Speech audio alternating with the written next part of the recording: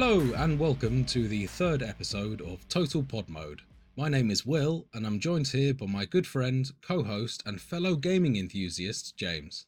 What's going on, you gaggle of gargantuan gophers?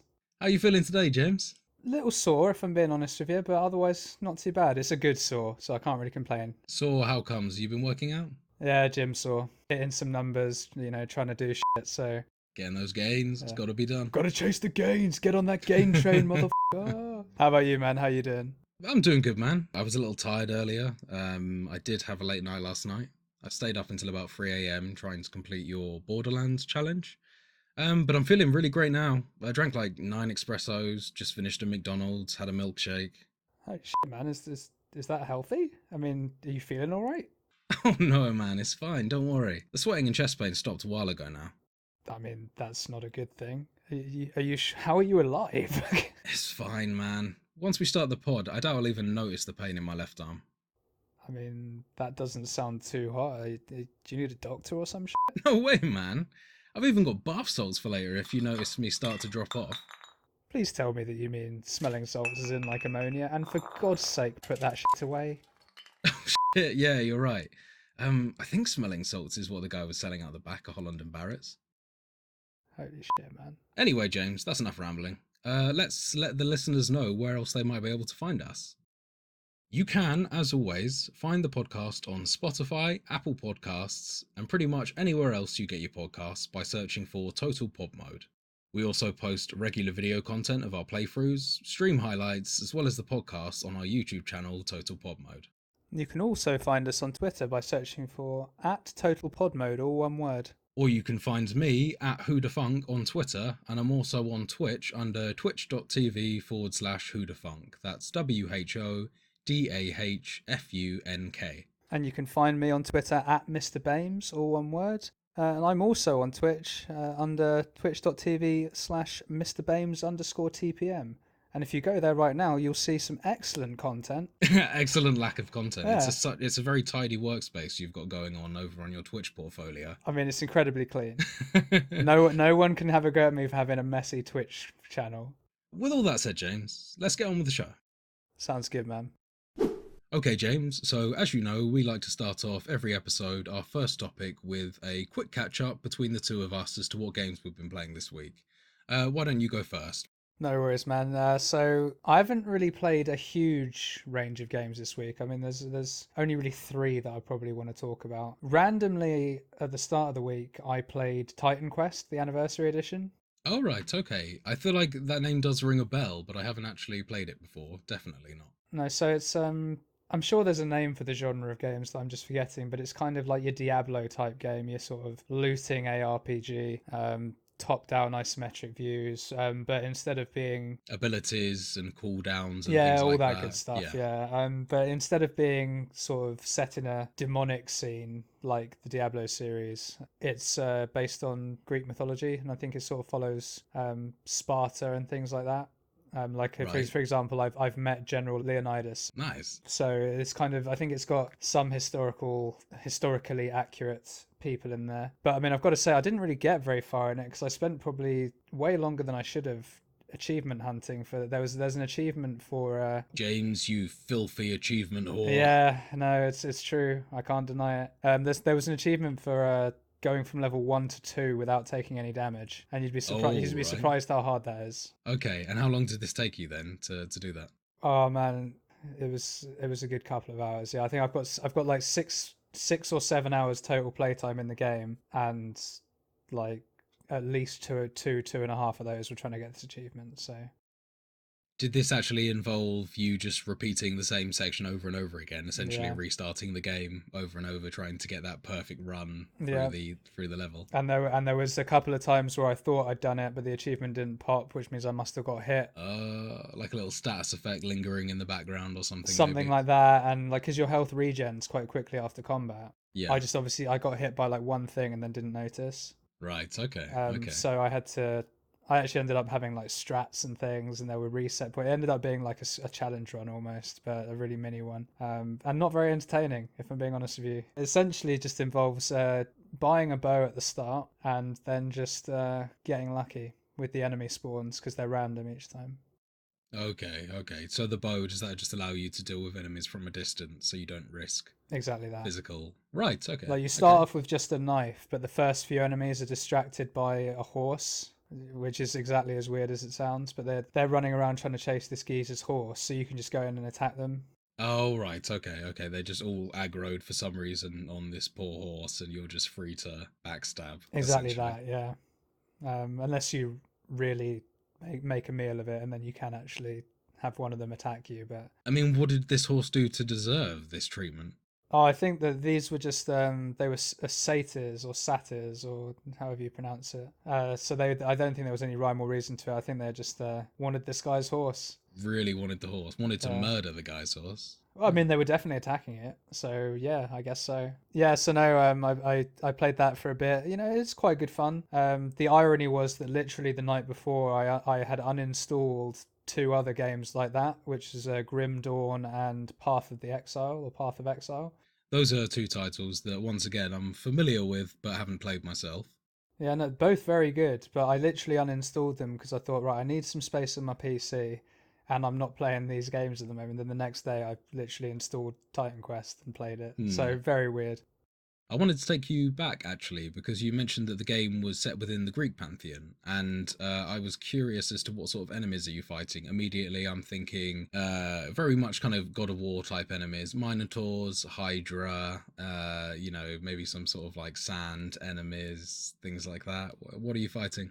So as I said briefly there, satyrs I was fighting.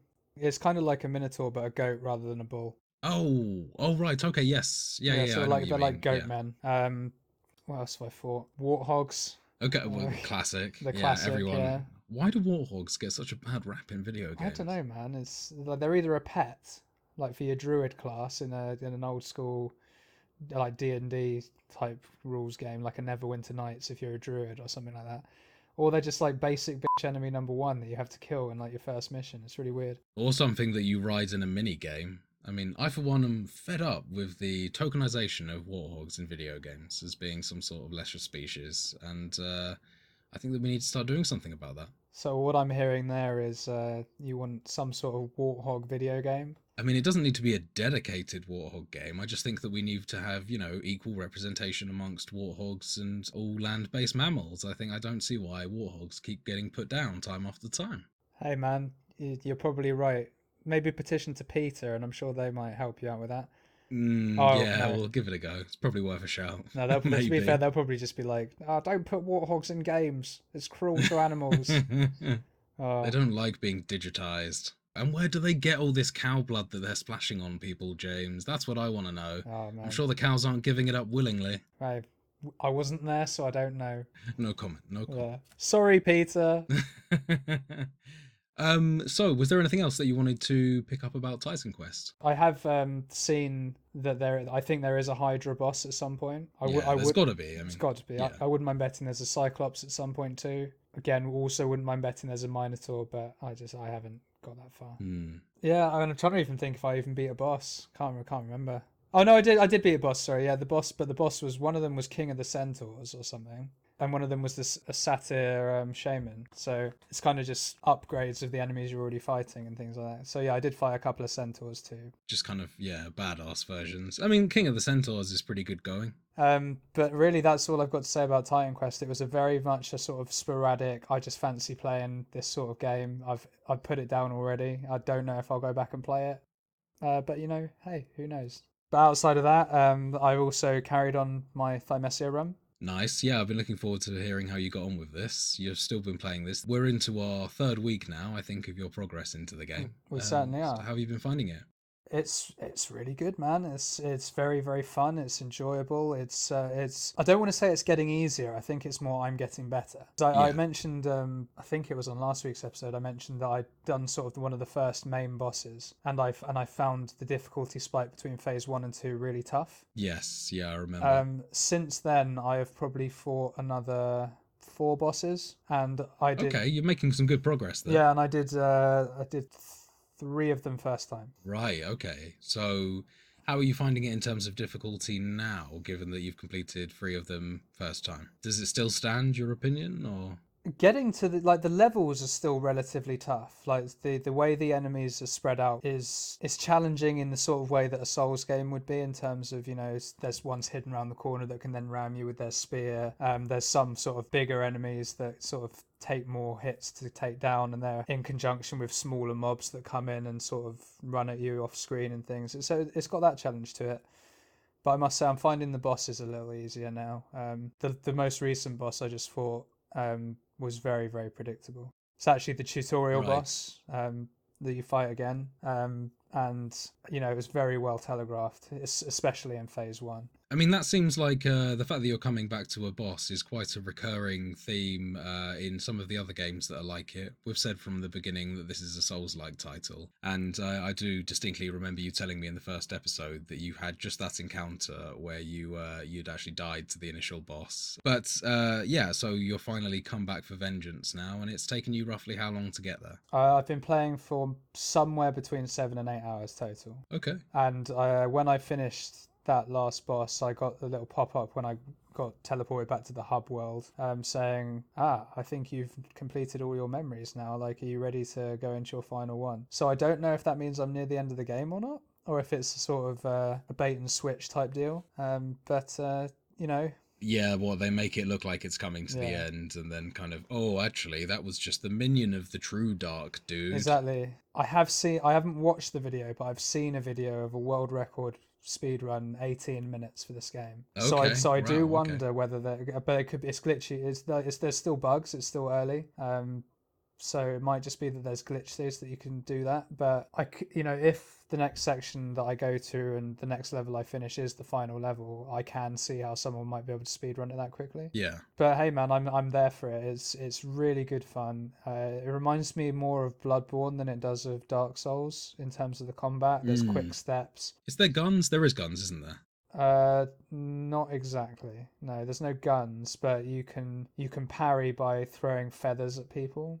And it works in a not too dissimilar way to the pistol in Bloodborne, but with less range. As long as the thing hits them within a certain window, they'll stagger.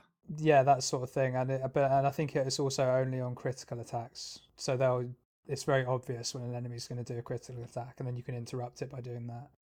But I'm not really using that mechanic too much, in all honesty, because it's got a quick step. So I just dodge. use quick step. Yeah.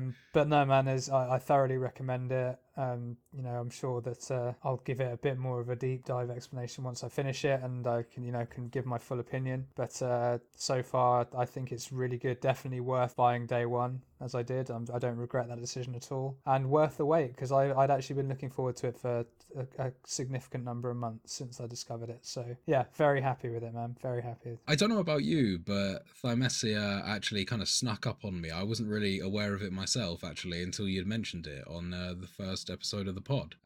So it had been kind of one of those out of the blue titles, which does surprise me given that everything you say about it, the way that you describe it, it sounds like right up my street. I've got to say, a lot of the things that you describe about Thymesia does make me think of another upcoming Souls-like title that's called The Lies of P. To my knowledge, it doesn't yet have a release date, but it's planned to come out some point in 2023 on PlayStation 4, 5, Xbox Series X, Xbox One, and the PC. Really releasing on previous gen? Yeah, absolutely. Yeah, it's releasing on the PlayStation 4 as well. Well, currently, like I say, it's current planned release date of 2023. I'm sure there's, a lot can happen between now and then. They may well give up on that port, who knows, or or they may well carry on and everything's fine. But I would highly recommend you check out that video after the pod, James, because again, you're mentioning Bloodborne. I know you're a big fan, and Lies of P looks like the most Bloodborne thing to Bloodborne since Bloodborne. Oh wow, so, okay.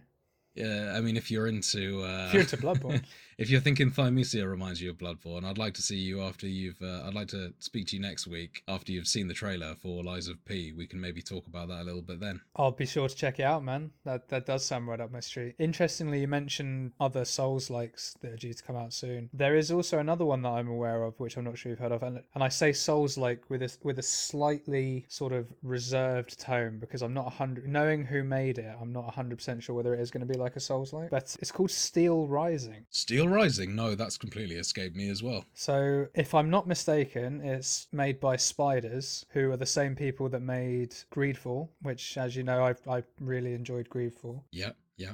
And from what I gather, it is set in France, and you are some sort of masked person. I mean, I don't even want to sex the person because I'm not 100% sure what they are. They're quite androgynous, but yeah, and it's sort of got that sort of dark gothy type feel, but it looks very interesting. It's sort of got similar mechanical style to Thymesia in the sense that it looks like there's a lot of range of like different weapons you can use and things like that. But Okay. I'm kind of keeping it. As you can tell, I don't know massive amounts about it because I think it's due to come out in the next couple of weeks. It's sometime this month, I believe. And I very much intend to go into that game pretty blind, like I did with Thymesia. So yeah, watch this space on that. But that should be an interesting one as well. Definitely sounds like something worth keeping your eyes peeled Yeah, for. it's on the wish list, man. On the wish list.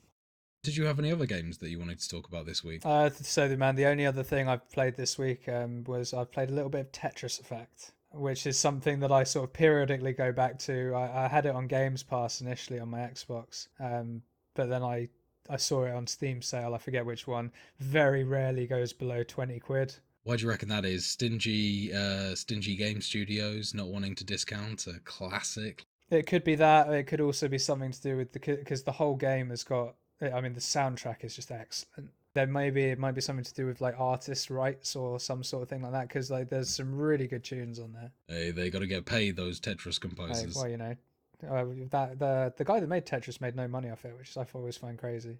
But no, so yeah, a bit of Tetris Effect was really all else I've been playing. Not a great deal to say about it in terms of playing. It's Tetris. How does Tetris Effect vary from Tetris? So It has colors now. it does have colors now. There's quite a few. There's a few different game modes. So there's a mode called Journey, which just is essentially it's your campaign, if you like. Like each level is themed, so it has an accompanying song, and whenever you rotate your tetraminos, you get like a little bit that you can add to the song. I got to stop you there. Yeah. Tetraminos, is that actually the name of the Certainly Tetris is, pieces? yeah. Ah, I mean, I thought we were here for gaming and comedy. I didn't know we were branching out into an education Hey, podcast, but there you go, man. That's clearly your calling in this podcast. I wouldn't count on me for or just any being the educational Tetris guy. tidbits. I'm just the guy sweating in the corner because he drank 9 espressos before Hey recording. man, you said you were fine. Okay, you I'm said you were fine. fine. I'm holding in. I mean, my hands have gone numb. I can see my eyes pulsing. But I think we're good. Yeah. We're good. Let's not get distracted. Back to the No, that's podcast. fine. Anyway, back to Tetris Effect. There are other modes aside from that, sort of marathon mode, sprint mode. There's a lot of cool stuff to be getting on with, and as I say, the soundtrack is so good. I mean, it's almost worth playing just for that.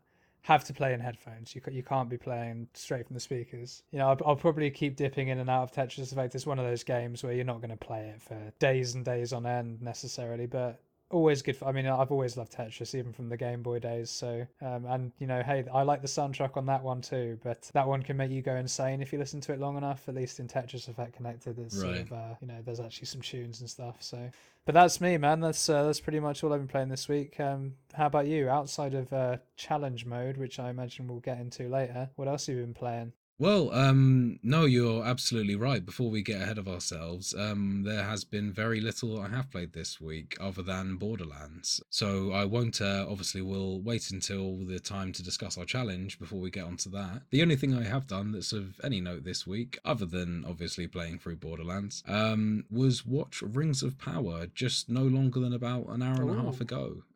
So Hot off the presses. Hot off the press. So I opened my phone today and I opened my Amazon app as a consumer, am inclined and programmed to do. And the Amazon god told me that the Rings of Power was now out on Amazon Video today. So, like as any consumer would do, I called up all my friends and we discussed to watch the series.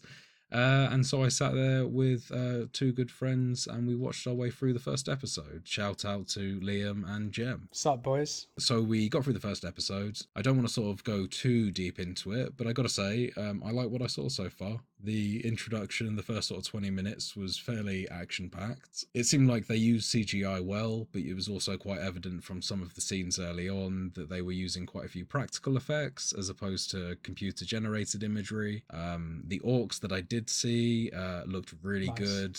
The battle scenes that I saw were making me kind of think back to the scenes in the original movies, like Helm's Deep. That's big praise, man. That's So big yeah, praise. it's looking positive. You can tell that they've absolutely gone a bit crazy with the budget here. Well, it's Big Daddy Bezos, mate. Yeah, Big Daddy Bezos is bringing home the big bucks and putting out the big bucks apparently. His son's apparently a massive Lord of the Rings / Tolkien fan. And when Amazon won the rights to do the show, he literally went to his dad, Jeff Bezos, and said, Please, Daddy, don't "But ruin my pretty favorite much, show, his exact my words were, favorite "Please, book." Dad, don't fuck this up." That's literally the quote from Jeff Bezos. Like, my son said to me, "Don't fuck this up." Okay. What did he say? I'm Oh sorry, well, by the son. sounds of it, he may have given his son his wish, but we'll see. Like you say, I don't want you to go too deep into it personally because I intend to watch this at some point. But it is nice to Yes, hear yeah. that the signs are positive because I've got to admit I wasn't sure, man. So, other than Rings of Power, which I don't want to go into too much detail, I feel like it's too fresh off the board to say anything about without putting people off listening to this section who are actually interested in watching it. So, yeah, that really was, without getting too ahead of myself, the only thing that I've actually touched this week other than No Final Borderlands. Fantasy 14 this week. No more updates from the adventures of Björn the Vieira. No more updates from Björn the Vieira, I'm afraid. I really had to kind of knuckle down this week. And, like I said at the end of the episode, I took this challenge seriously. I said I was going to put in a seriously concerted effort, and god damn it Well, if I I look didn't, forward to hearing James. all about it. But before we move on to that, James, let's discuss a little bit of current gaming news.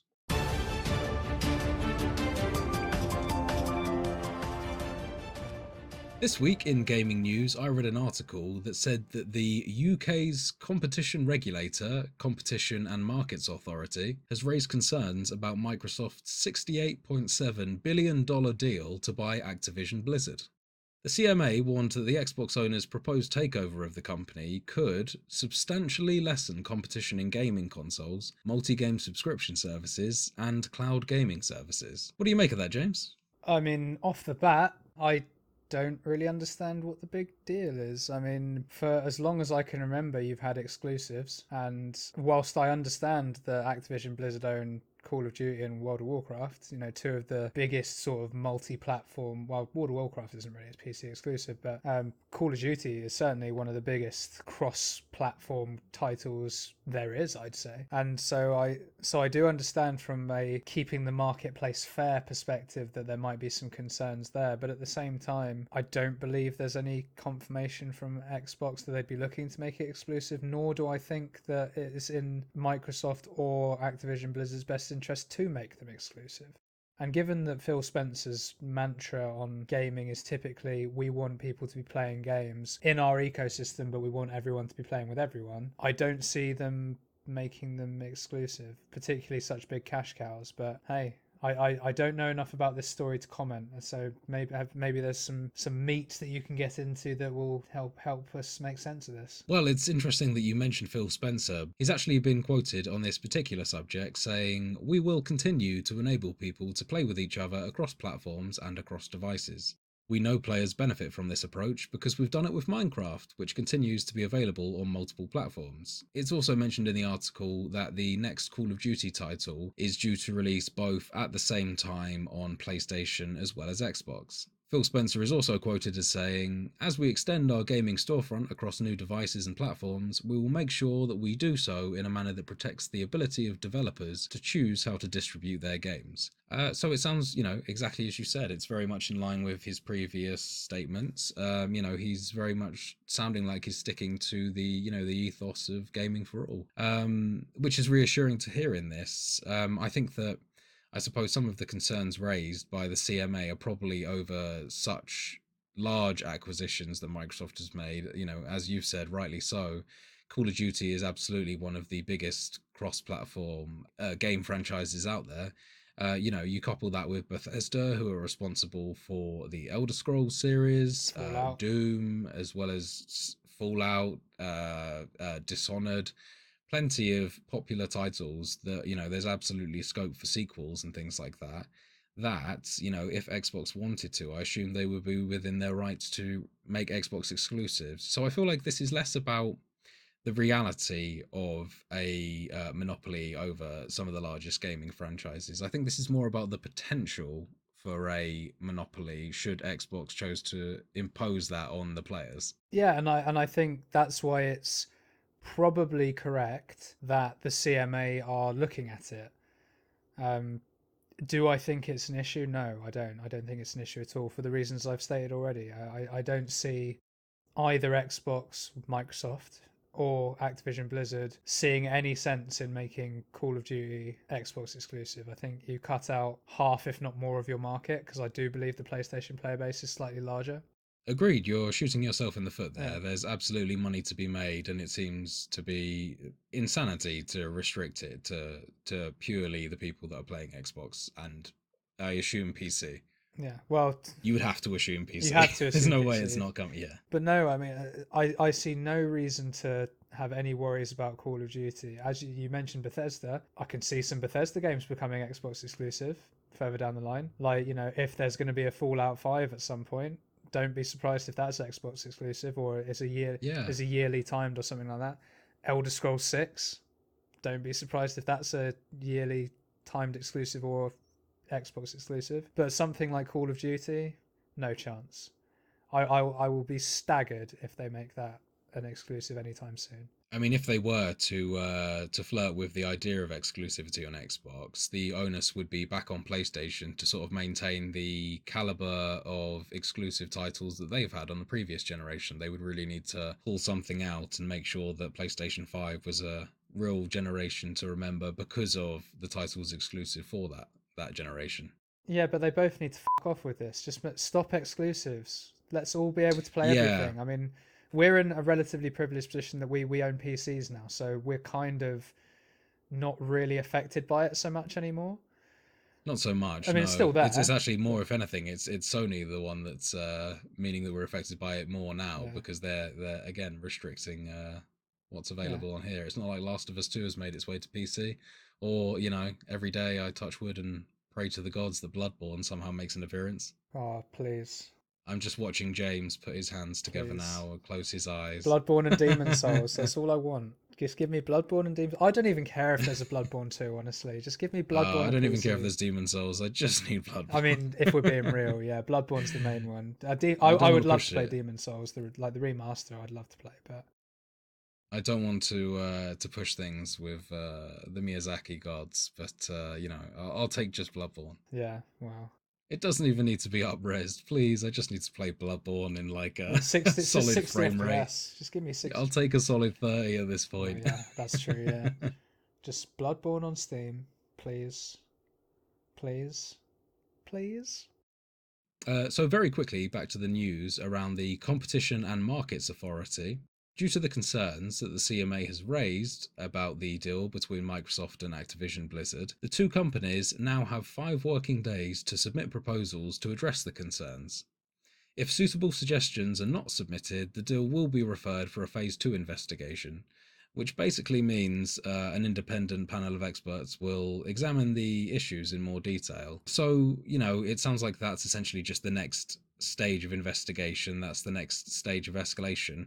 It'll be interesting to see whether the two companies actually manage to turn around a 5 working day response for these concerns. Even if it ends up getting to a stage 2 or phase 2 investigation, I do not see this deal falling through. You don't think this is now on thin ice, no? Not at all. I think that the players involved are too big for it to fall through.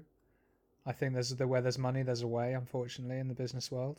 But equally, I also don't think there's grounds for it to fall through. I truly believe that this acquisition by Microsoft is not to sort of shit on everyone else. I think the intention is to keep it as is, but maybe just, give it that slightly more sort of Microsoft touch. I mean, there's a lot of reports coming out of Activision Blizzard about poor working conditions, poor pay, overworked staff. Microsoft typically, not always the case, but typically have quite a good handle on that sort of thing. They've got a good reputation.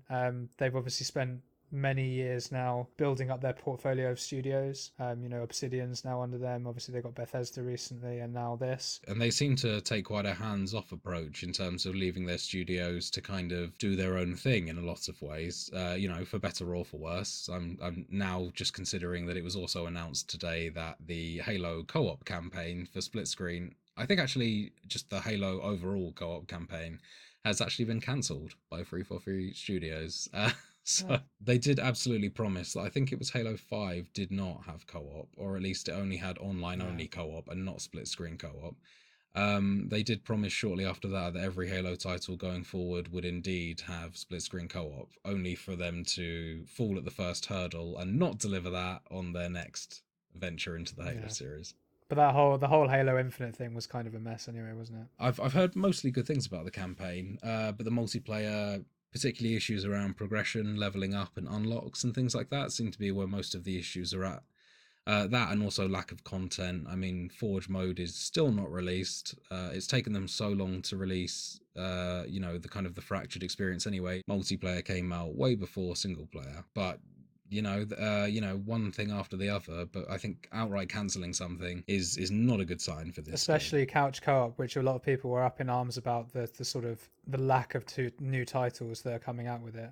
So seemed like it would be an easy win for Xbox there, and if they're cancelling it, that's not a good sign, as you say. No, not at all. But we got way off topic really there. Did, yeah. We were talking about the competition and market authority. Just to wrap that up, I'll be interested to see where this goes. As you say, I don't think that this is any sort of real threat to the acquisition of Activision Blizzard by Microsoft, but I think that it will be interesting to see whether this actually does make it to a Phase 2 investigation, or whether both Microsoft and Activision Blizzard are able to actually meet the requirements of the CMA. Yeah. And I think they'll be fine. I see no issue with it. But, watch this space, I guess. Crazier things have happened. Crazier things have happened, and 5 working days is not a particularly long time to put something of this magnitude together. So let's see what happens. Yeah, I mean, we got 68, almost $69 billion in the midst of all this. Nice. Why didn't they? I mean, what stopped them from adding that extra 300 million to make it a nice round 69 billion? Tax, probably. Tax on top. Okay, so in other news, an article I picked up recently from Game Rant, recent rumours surrounding the next Nintendo Direct suggest that it will be taking place during the week of September 12th, and apparently it will be a, quote, Zelda blowout. The Legend of Zelda Wind Waker and The Twilight Princess are said to be getting Switch ports. Interesting. How are you feeling about those Switch ports, James? Do either of those two games excite you at all? Well, I've played neither of them, because correct me if I'm wrong, Wind Waker was GameCube, which I never owned. GameCube was original release. You never owned a GameCube? Much to my chagrin, I never owned a GameCube. I actually switched from N64 to PS2 for GTA 3, basically, which... decision I don't regret. I mean, you traded Wind Waker for GTA 3. I can't say it's a bad decision. I would have only played Mario Sunshine and Smash Bros. Melee anyway. The point is, I've never played either of them, so I can't say I am that excited. I'm not excited. I do like me some Zelda, but I don't have much of an opinion on it. I think they already ported Ocarina of Time and Majora's Mask, and they'd be the ones I'm interested in. So yeah, and actually speaking to a friend of ours today, I was actually discussing these titles, and they did say that the Ocarina of Time and Majora's Mask ports weren't particularly good. So that's a bit of a shame as well. Have you played them, either of these Zelda titles? So as I've mentioned to you many times in the past, James, I've never actually grown up with a Nintendo console outside of the very first NES. So I've got very little experience with playing Zelda titles until a couple years ago, where I finally got my hands on a Nintendo Switch. And since then, I've had a chance to get acquainted with Breath of the Wild. Yeah, very little experience with Zelda games. This doesn't mean very much to me, other than it is feeding my compulsion to own every single Switch exclusive. So, these titles are likely to find themselves in my library at some point in the future. So, alongside the announcement of the Legend of Zelda Wind Waker and Twilight Princess titles, there's also been a recent announcement for Skyrim Anniversary Edition, which has been recently rated for the Nintendo Switch. So, James, as you're aware, you've even mentioned to me yourself, Skyrim does already exist on the Certainly Switch. does. However, it is just the original version that was ported to the Switch. I think it contains the majority, if not all, of the expansions, as well as maybe some slightly updated content. But I think that's about where they stopped. Yeah, I think it's the special edition, so it would have had the graphics up-res and all that good stuff, but it's not none of the added bells and whistles. Like, I don't think it's got the mod creator and things like that, for example. No, and I think that with the anniversary edition, in case people didn't know, I think it includes all of the content from the Creation Club. So people are able to have all of that content pre-installed and ready to go. That adds in some extra activities. I don't think that there's a great deal to say about the Skyrim Anniversary Edition coming to the Switch. And to be honest, I agree with you. I don't think that the anniversary edition coming to Switch is much of a story. I wouldn't imagine that it gets much time at all at the Nintendo Direct. I think it'll probably be like oh yeah, and finally Skyrim Anniversary Edition's coming to the Switch. We've figured out the 11th way to sell you Skyrim. Yeah, man, even I haven't bought the Anniversary Edition, and I'm a super fan, so if you want me to pay £15 to fish, and you still get the 15, you get the fishing missions anyway. Like, come on now. Okay, so with that, we might as well move on to our third news item of the day, which is that The Last of Us Part 1 releases today. So today being the 2nd of September, the title will be available on the PlayStation 5 exclusively currently. It's been in the media quite a bit lately, with people accusing it of being some sort of cash grab, as well as the fact that the original title didn't actually need a remake. Although I have to say, from the screenshots I've seen, I have slightly mixed opinions about the design choices they've made. You can absolutely tell from a detail perspective, from the majority of cutscenes I've made, that it looks like they're stepping in all the right directions, and the graphical fidelity is much clearer and much more on par with The Last of Us Part 2. Although from the screenshots I've seen, I feel like the lighting and the colour balance perhaps is actually more interesting and pleasing to my eyes personally in the original Last of Us. I should mention that I've played The Last of Us 1 all the way through on the PlayStation 3 and then again with the Enhanced Edition on the PlayStation 5. I don't have a huge appetite to pick this title up again, mostly because I played this through fairly recently, shortly before the release of Last of Us 2. So, I did have a great time on Last of Us 2, and, I was keen hearing about the fact that some of the initial reports from The Last of Us 1 were that it was going to alter the gameplay, which immediately set me off thinking that some of the new systems that they'd added to Last of Us 2, like the ability to go prone, as well as dodge attacks and interact with the environment in different ways, it made me interested to see what they could do with that and how they could kind of elevate the first game by incorporating those elements in. News has since come out confirming actually that a lot of those things, such as the crawling, dodging, going prone, won't be back in Last of Us Part 1, and they are going to retain a lot of the core gameplay mechanics and feel of the first game. So this feels like much more of a very heavy graphics overhaul, as few as a few changes in terms of trophies, collectible items, unlockable modes, as well as some accessibility upgrades as well that, again, bring it more in line with Last of Us Part 2. How do you feel about this announcement, James? It's hard for me to have a huge opinion on this, having never played either of the games. I mean, arguably for you, you stand to gain the most value out of an enhanced version like this, having not played the first title.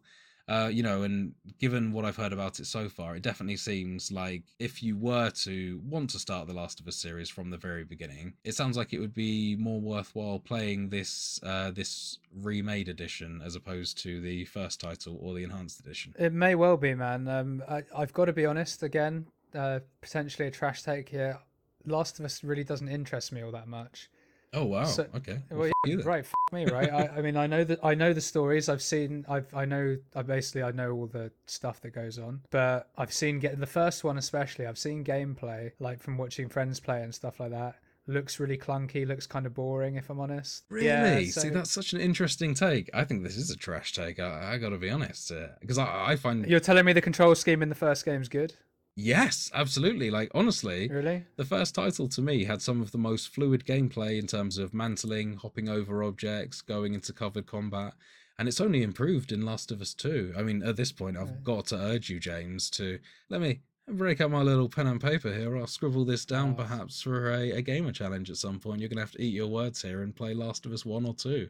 yeah. Well, no, two's fine. Two looks fine. Two looks good. Like I'm talking specifically about one. It looks like it controls like balls from what I've seen. And the story's good. I'll give it that. The story is very good. It's engaging. I like where it goes. I've seen the opening scene with Joel and his daughter trying to escape, and some shit goes Yeah, down. yeah. I've seen all that bit, and and the psychological journey that he goes on throughout the whole story is very The intriguing. storytelling is absolutely one of the strongest aspects of both titles, in Yeah. my opinion. From that perspective, I'm very interested to see what it's like. But from a purely gameplay perspective, from what I've seen, it just doesn't look fun. But again, I can't have too much opinion because I've not played it myself. No, I mean, it's absolutely fair to have an opinion based on a first impression sort of thing. Yeah, We'll just have to see if that opinion changes over time. yeah. Well, no, I am, exactly. yeah, this is absolutely getting stuck on the back shelf for a game challenge at some point, if Yeah, not already overridden the challenge that I had in store for James this week. exactly. It was going to be this, but now you're playing fucking Last Well, of guess Us. what? We've switched a route on you, baby. Yeah, but no. So because of those reasons, I'm neither excited nor upset by this. It's something that I can see why people are saying it's a cash grab. And I do, in general, have a problem with recent games being remastered so quickly. Like, I really don't like this whole habit of, okay, shit, this popular PS4 game, we're now just going to re up it for PS5 2 years later. I don't like that. I think that is money grabbing. I think, like, build your new consoles to have backwards compatibility. I do think that, given that a lot of these changes appear to be graphical as opposed to gameplay elements, it does make it a harder argument that this version of the game did need to exist. Or perhaps, actually, I was considering this earlier. I feel like it would have almost been better to not release the enhanced edition, almost the halfway step, and I've just completely missed out that because I remember thinking at the time that doesn't need to exist. Going back to play this on the PlayStation 3, it appears to run smooth, although at a slower frame rate. I honestly feel like if they hadn't released that enhanced edition, this would be better received because people would be looking forward to it as opposed to thinking, well, I've already got this game that runs at 4K or at least upscaled to 4K at a pretty solid frame rate. I think it probably does run at 60, so Yeah, and I think that, and correct me if I'm wrong, because you're more of a Last of Us fan than I am for sure. Would people rather not they just focused on the third one? I mean, do we really need a rehash of the first one again, as you say? I mean, don't get me wrong. I know the third one's probably a good couple of years away, but if that's not just what I longer, was about to say. I do think like, that this series needs time to breathe in between installments. Particularly given some of the sort of interesting reception, shall we say, to part two. And oh, I think you can't have a girl being the hero. that type of muscle mass is Yeah. unachievable by a girl.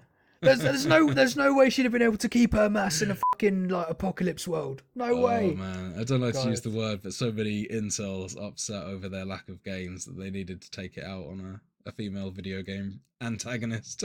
the misogyny in the gaming industry is horrendous at Concerning, times. It really deeply is. concerning. Yeah. um, Just be happy that she was a badass, guys. Like, come yeah. on, man. Like, Jesus. But with all of that said, I do think that this has potential to still be an enjoyable title, although it's very unlikely that I'll be picking it anytime soon. It's certainly not going to sell me on buying a PlayStation 5, and unless I'm picking this up for sort of £10 to £15 on PC, I genuinely think I'm just happy to go back and play my enhanced edition on the PlayStation 4 at this point. Yeah, and I think that's totally fair. I mean, if you've already bought it once, bought the enhanced edition, Yeah, agreed. from that perspective, it does seem like a cash grab. Okay, James, I think that's enough news for one day. I think it's time that we moved on to the Games Challenge. So, Will, tell me, how did you get on with Borderlands? As listeners to episode 2 will know, James challenged me to complete Borderlands last week. It was a title that I was really excited about playing. It's definitely something that I picked up a handful of times before, I can safely say that I've played as all of the characters now for short periods of time. However, this was the first time that I committed and actually stuck with a full playthrough as Lilith, the Siren, who is one of the four main characters of the game. And how did you find Lilith? Because as I mentioned on the last episode, she is the one character that I don't have any experience with whatsoever. Because the phase walk ability didn't excite me at all. I've got to be honest. The phase walk ability was something that I wasn't too sure about at first. I did actually decide to play Lilith based on a coin toss, as discussed on the previous episode. Oh, nice. The phase ability, I think we kind of in error said last week that it doesn't really have any offensive capabilities to begin with. I don't think that was right.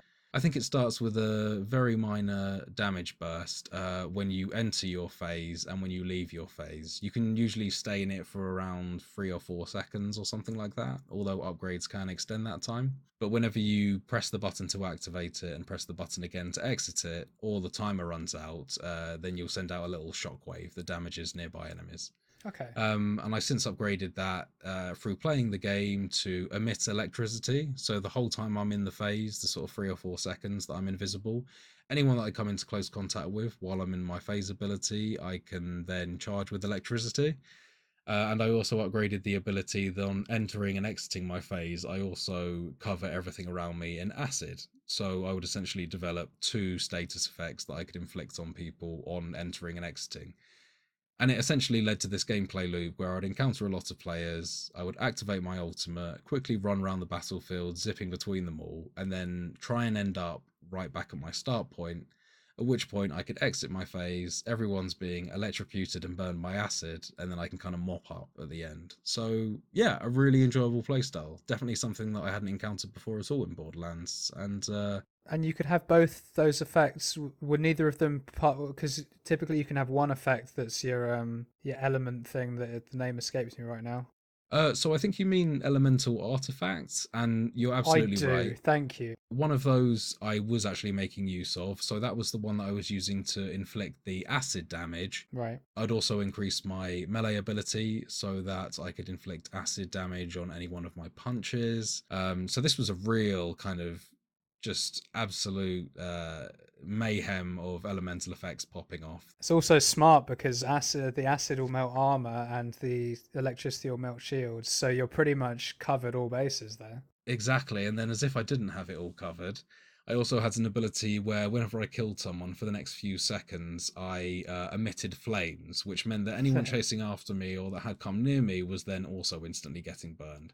So, as I said there, I had flame abilities, acid abilities, electric abilities. I could have them all running simultaneously. I gotta say, this is the first time that I've invested as much time and effort into Borderlands as I did. And I really, really enjoyed it. I think that previously I would have argued that it's the sort of game that you really want to play with friends and it's not that enjoyable to play on your own. But I got to say, after playing it this time, my opinions completely changed on that. I found it a really enjoyable experience. I think the fact that I was playing it solo led me to engage a bit more in the lore, appreciate the environments a bit more as opposed to running through them, just trying to get to the objective. And I really see this game in a different light. That's good to hear.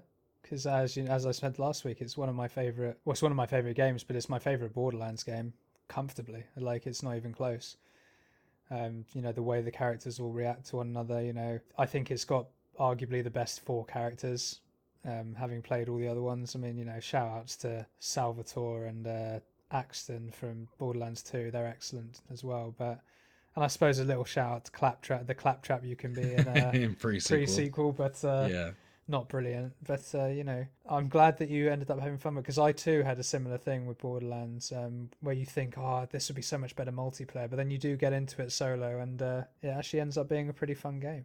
I think one of the things I noticed, and my main arguments for the fact that it would have been much better with friends, is that on previous playthroughs, I'd be fighting the boss, and they just seemed to be so tanky. They had such a long health bar, and I wasn't doing enough damage, despite being at the level requirement for the mission. And it just led me to this, this feeling that, oh god, you really need a second person there to actually also be shooting the boss to take down the health bar fast enough. I can only assume that just through sort of cumulative experience of playing more RPGs over time, it kind of led me to have a better experience this time around because, I understand that Mordecai, the sniper, is kind of like the preferred solo character, kind of the meta character of the first game, due to the ridiculous sort of critical damage that you can get with headshots and sniper rifles. But I got to say, I felt like I absolutely stormed through this game as Lilith, and I think that that was a lot owing to the elemental attacks that I could do, coupled with the firepower. Well, I must admit, I never knew you could stack elements like that. That's really, really cool. I mean, and this is the thing, I've never explored Lilith.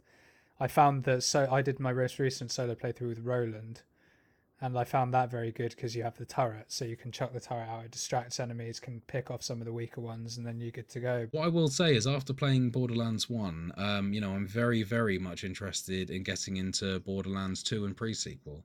I'm sure Well, there's funny you say that. I'm sure that either through a game challenge or through finding some time to play together, I'm sure that I'll be knocking out those titles pretty soon, and really looking forward to after my experience with this. I'd definitely be down for a co-op run, man. Absolutely, yeah. Always I mean, down. maybe we could do that on stream, get a pre-sequel or Borderlands 2 run going. Might even be able to get a third or fourth potentially. That would be cool. Yeah, I Mm. think that it would be interesting to see. I know that we've spoken a little bit privately about Free in the past, about some of the jokes perhaps not landing particularly well. But I got to say, one of the strengths of this one was I actually did find the humor quite on point. I think Claptrap did a nice job of being his kind of usual over the top loud noisy self, and wasn't sort of trying too hard, which it felt like the character was in some of the later titles. It was before he got too annoying, right? I mean, his shtick is kind of an annoying person, but it started to grow thin, as you would imagine, for someone whose whole gimmick is being annoying. And did he need to continue along that vein in the second game? Perhaps maybe he could have continued in the same vein. He didn't need to double down. No, yeah, that's fair. That's a fair comment. And how great is TK Baha, by the way? Can we Yeah, just absolutely. A big shout fan of out TK TK Baha. Baha? Yeah, Yeah. had a lot of fun with him. I got to experience TK Baha making friends with the Skag. Oh, that was And brilliant. That's it was a such a good beautiful video. moment. Yeah. If you'd like to check that out, you can always head over to our YouTube as well as twitch.tv/Whodafunk. I'll talk a little bit about the graphics. So that was one of the things I noticed immediately when picking up the game was the definition on the graphics was vastly superior to what I'd played previously on both the PlayStation 4 as well as the Xbox 360. I think that there was a lot of cool it's like cell shading, I think is how they Yeah. describe the art style, Correct. isn't Yeah. it? And it's just done really well. I mean, I think that Borderlands looks absolutely phenomenal, considering that I wasn't playing the enhanced edition. This was the original Game of the Year edition.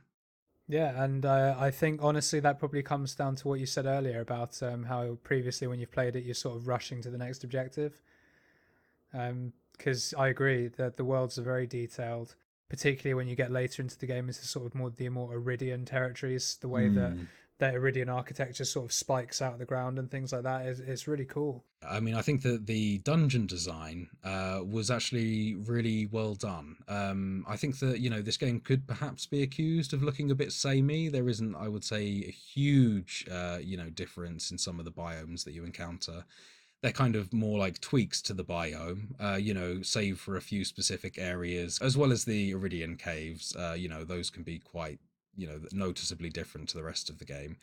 But that said, the actual dungeon design itself was good. I really enjoyed the kind of mixture of claustrophobic hallways and environments for shootouts and chucking grenades down. And then you also had kind of the larger open environments, which made it feel like more of an open ground arena shooter, something like almost an RPG version of Serious Sam. And I got a real good sense of progression moving through the guns. You start with some rusty pieces of and you end up moving on with some alien technology looking pieces. So Oh yeah, yeah. there's a good sense of progression there. You're absolutely right. Funnily enough, in Borderlands 1 is probably the weakest in terms of range of weapons because Borderlands 2 and beyond go absolutely ham with like some of the side effects and things like that. Yeah, I remember in Borderlands 2, you've got like a thing where when you reload your gun, you just throw it like a grenade, it explodes and then teleports Idiot back to your weapons, yeah, cans. yeah. And the more ammo you have in your clip, the more damage it does. So if you fire one shot and chuck it, it does a lot more damage than if you empty your clip and chuck it. But speaking of the weapons, did you encounter any cool legendary weapons or anything like that during your playthrough? Yeah, so particularly towards the end of the game, as you're fighting the Crimson Raiders, I believe, which are one of the factions in the game, I did find a few cases with special Iridium weapons. I got to say, I didn't use them very much. They seemed like quite slow traveling projectile type weapons. I think one of them was called the Cannon, and it was very much just a giant ball of light that slowly traveled towards them. And, that said, it did do a significant amount of damage compared to my weapons. But I suppose the hit reliability of my other weapons meant that I preferred to use them because although the Iridium weapons were doing more damage, I was more reliably hitting with the stuff that I was previously using. So I kind of stuck to that, to be honest with you. I didn't get too much into the Iridium weapons. The guns that I were using were mostly electric based, explosion based, acid based, flame based. Yeah, if you were Lilith, that makes all the sense in the world, right? Because she powers up elementals.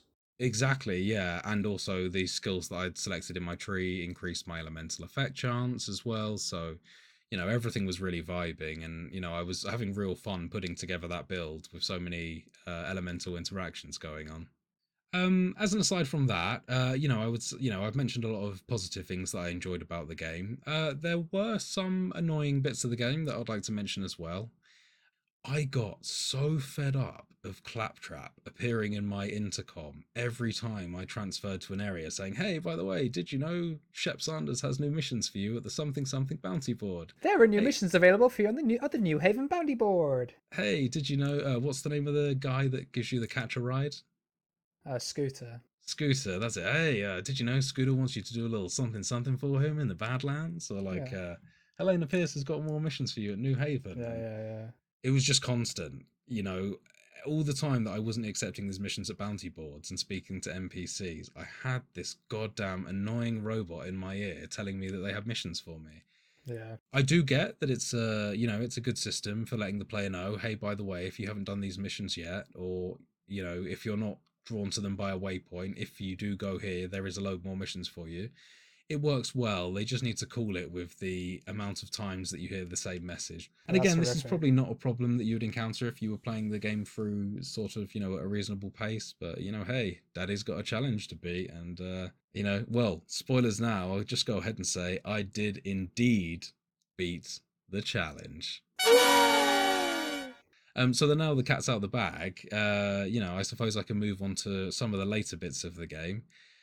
Some of the more annoying things I noticed were there are occasional light emphasis on traversal and platforming sections in the game that require you to hop up different ledges to get a repair kit for Claptrap. So as you'll be exploring some dungeons and sections of the games, you'll encounter a damaged Claptrap. You will need to locate the repair tool, which is hidden away somewhere in the level, and bring it back to him. And he usually rewards you with opening a door to a hidden area of the game, which lets you unlock a weapon loot chest, which will give you a random chance for a rare weapon. And But he will more also, importantly, yeah, it more increases your importantly, inventory. exactly, you get a little chip that will go in your inventory, and once activated, will give you another 3 or 4 spaces in your inventory. As I mentioned previously, shooting and particularly looting is heavily emphasized in this game, and more inventory space means more space to keep loot that you can then later sell. Yeah, that sweet, sweet Pandora dollar, baby. But back to the platforming. I think this is more a symptom of being a slightly older game. The platforming hasn't aged particularly well. I think that although it doesn't control particularly badly, I did find several instances where I was getting caught on a tiny bit of a level, or there was some sort of invisible wall, which meant that whenever I tried to walk in a doorway, if I was slightly to the left, I would be pushed out of the doorway, despite the fact that there wasn't anything visible actually preventing me from entering. So, just a few sort of level design gripes. See, I want to say get good, scrub, but unfortunately, you're right. Thankfully, if I remember correctly, they're quite few and far between. Some of the more complex platforming sections, which are the ones where typically you encounter, like there's one I remember where the repair kit's up on like some pipes in almost like a vent section, and that one's really annoying because because the way that the pipes are done, it's designed so they've almost got like a pipe join, and inevitably you end up hitting that with the edge of your shoulder and it will knock you down. So I do know, I know exactly what you mean by that. Okay, James. We've spent a lot of time talking about this game. As we're coming to the end of this topic, it's only fitting that we talk about the end of the game. So I did finish that game on level 35. What I will say, sort of coming to our very final notes on the game now, is that the final boss was particularly underwhelming. I Yeah. know that this is a pretty common criticism of the title. I know that some people were kind of put round the wrong way. You know, your final boss is the Vault, which is just a giant alien creature. Although that's not necessarily correct, is it? Because they do say that that vault will open again in 200 years or something like that. It's just that this, that time they'll be able to get to whatever's in there, but not this time. Is that, did I Essentially, misunderstand that? yeah. Yeah. So the Vault isn't the final boss, although that is kind of That's the how, common misconception, I think. but it is kind of how the game plays out. The Vault Guardian, which is there, is basically there to guard the vault to stop people getting in and taking what's in it. Hmm. But the irony is that I don't think there's anything in it anyway.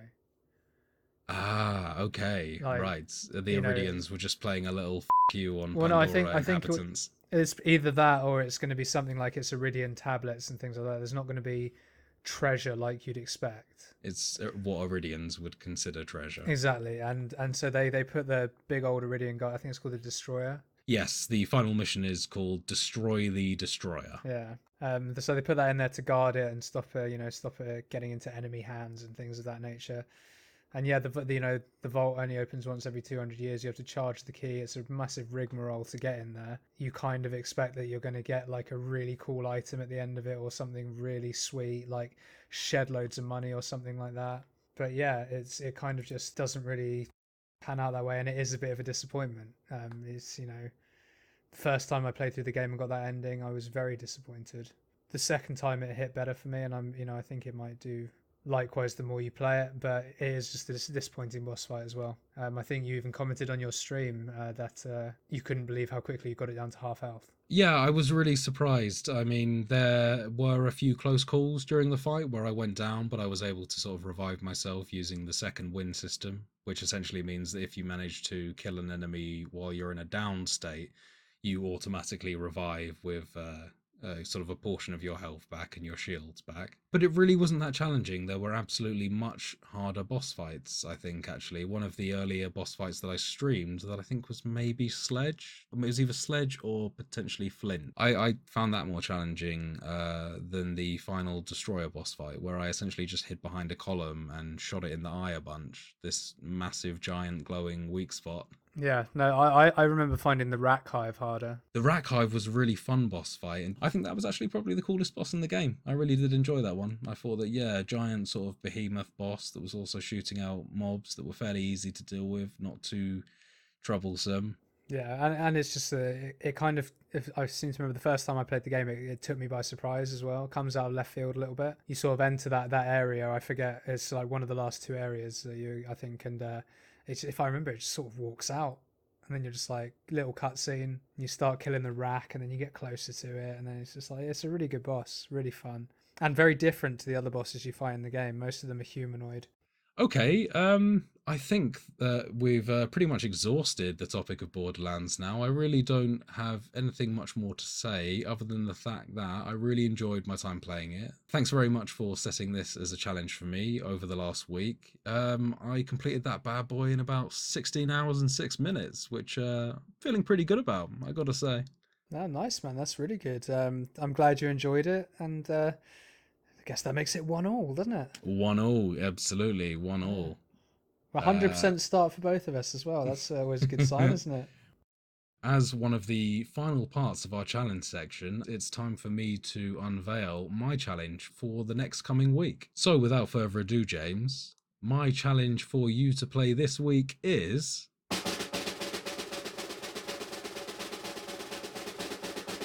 Resident Evil 4. Resident Evil 4, your favourite one of the series apart from potentially the 2 remake. Yeah, And so one, Resident actually. Evil 4, well, I mean, a lot of the titles have special places in my heart and other places of my body, but Resident Evil 4 is the first one in the series that was actually quite a departure away from the classic fixed camera, pre-rendered backgrounds, tank control type games, all staples of the series up to that point. Leon, who is the main protagonist of this game and Great returning, hair. great hair, great jacket. He is returning from Resident Evil 2 in this one after becoming all chummy with the president, and he is off to rescue the president's daughter from a secluded and isolated European village Oh, somewhere. Christ, is this the one where she's following you around? That's the one, Oh, hell yeah. James. You'll thank me later for your escort quests, I'll tell you Oh, that much. Although, can't be actually, any worse I than the will say, Bioshock one. hey, this escort quest is probably handled the best out of all escort quests. And yeah, I mean, this is a real classic game. It's another game that's close to my heart. I've completed many, many times, 10 plus times I've completed this game. Really, really do enjoy it. It's quite a lengthy title. I am interested to see if you're able to complete it. I think based on looking at average completion times, I think that this will be somewhat of a challenge for you. I don't think this will be a walk in the park, but I think that this is absolutely doable as well. No stipulations for this one, I don't think. I think that the length of the game is going to be sort of a challenge in and of itself. So, man, how are you feeling about Resident Evil 4 as your challenge for this week? Gotta say, man, it's another strong shout. It's not. It's one that I've never played before. Even like remotely casually. Like most of the time, I've played like a single level of Hmm. some of them or whatever. I've not played any of four at all. I've heard you sing its praises before. I've heard others sing its praises before. So I'm looking forward to seeing how I get on, man. Obviously horror games aren't my favorite game genre in the world, but there's enough passion behind the stories you've told me about the series and this game in particular that I'm gonna give it a damn good go. And it, I'll be brash. I'm easily gonna finish it this week. No problem. Nice. No problem at all. I might not get all of the unlockables and No. things like that, but I fully intend to finish the game.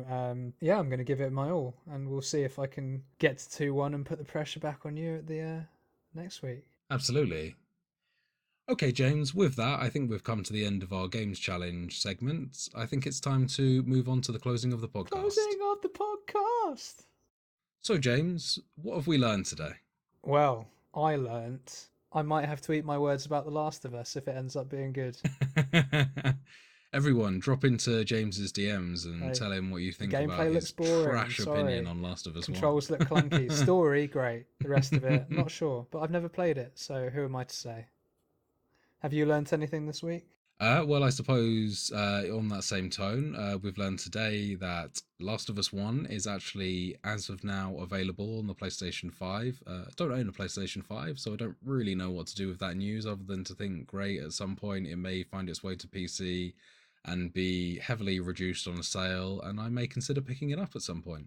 We also learned that Tetris pieces are referred to as tetraminos. Thank you for that very interesting tidbit, James. You're most welcome. In closing, I just wanted to say a very special, huge thank you from myself and James to our early listeners. Your support in the early stages of getting this podcast set up really does mean the world to both of us. I echo that sentiment. It's been really, really cool to see how many people have tuned in to listen to us talk shit about games and have trash opinions. So really, really, really big thanks from both of us for that. It really does mean a lot. And for God's sake, don't be afraid to rate us 5 stars. If you would like to pop us a review, you can do so on Spotify and Apple Podcasts. So, once again, a huge thank you to our listeners, supporters, and anyone interacting with us on social media.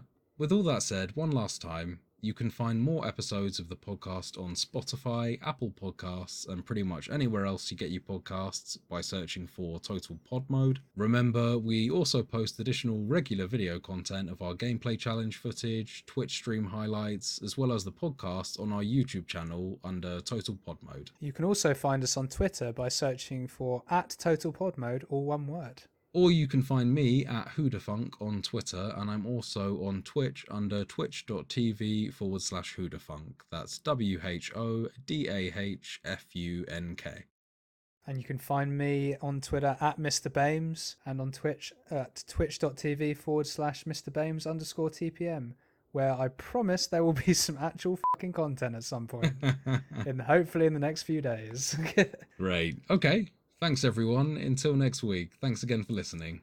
But bye now. Bye now.